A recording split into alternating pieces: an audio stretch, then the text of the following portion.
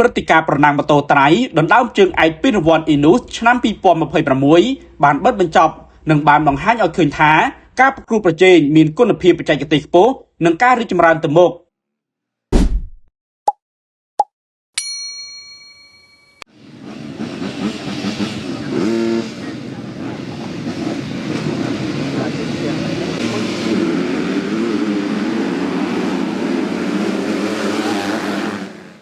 ព្រឹត្តិការណ៍ការប្រកួតកីឡាប្រណាំងម៉ូតូត្រៃដណ្ដើមជើងឯក Inus ឆ្នាំ 2026 បានបង្ហាញអំពីគុណភាពបច្ចេកទេសប្រកួតប្រជែងដ៏ខ្លាំងក្លារបស់កីឡាករកីឡាការិនីដែលបានចូលរួមសរុបចំនួន185នាក់លើ11វិញ្ញាសានិងដោយមានការគាំទ្រយ៉ាងច្រើនកុះករបើធៀបនឹងការប្រកួតកន្លងទៅ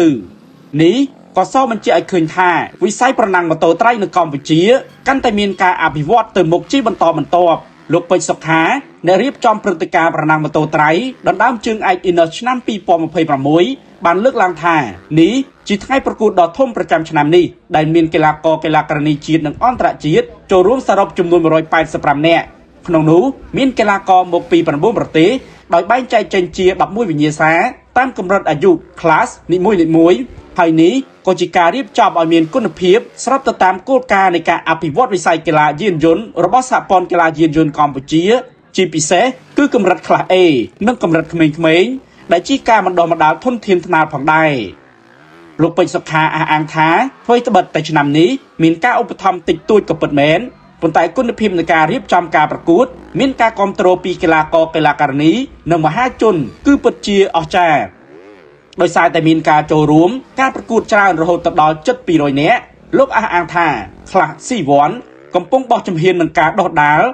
ផ្នែកបច្ចេកទេសគួរឲ្យកត់សម្គាល់ហើយទោះបីជានេះគឺជាកម្រិត Class ដំបូងក៏ពិតមែនតែជាការចូលរួមនៅក្នុងវិញ្ញាសានេះមានកីឡាករចូលរួមរហូតដល់40នាក់ខណៈដែលរៀបចំកំពុងតែជំរុញលើកម្រិតធនធានថ្នាលនេះ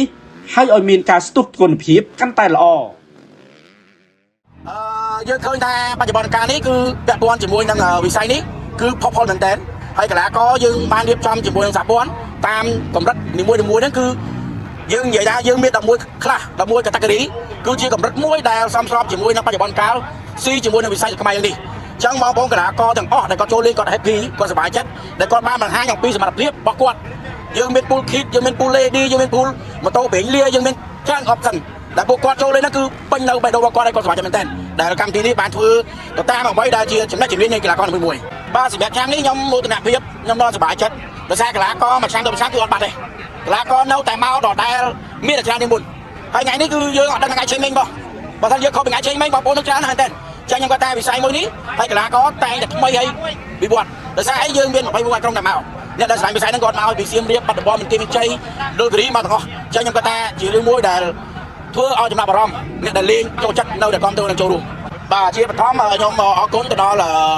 សហព័ន្ធយានយន្តដែលបានជួយជំរុញហើយជាចុងក្រោយសាររបស់ខ្ញុំអំពាវនាវឲ្យបងប្អូនទាំងអស់ដែលបានស្រឡាញ់វិស័យនេះទាំងក្នុងស្រុកនិងក្រៅស្រុកចូលរួមគ្រប់គ្រងបន្តទៀតក្នុងការលើកកម្ពស់វិស័យមួយនេះកាន់តែរីកចម្រើនទៅមុខហើយក៏អរគុណទៅដល់បងប្អូនកីឡាករទាំងអស់ដែលមកពីខេត្តជាយើងចូលរួមហើយថ្ងៃនេះយើងជោគជ័យមែនទែនមិនមានអីកើតឡើងមិនមានអីបញ្ហាទាំងអស់អញ្ចឹងខ្ញុំអរគុណមែនទែនទៅដល់បងប្អូនសម្រាប់ចូលរួមនៅបាទបងប្អូនសម្រាប់ចូលរួមនៅបាទចូលរួមអញ្ចឹងពីខ្ញុំបេសកការជូនពរបងប្អូនគ្នាសុខភាពទាំងពីរបងប្អូនទាំងអស់គ្នាបាទអរគុណ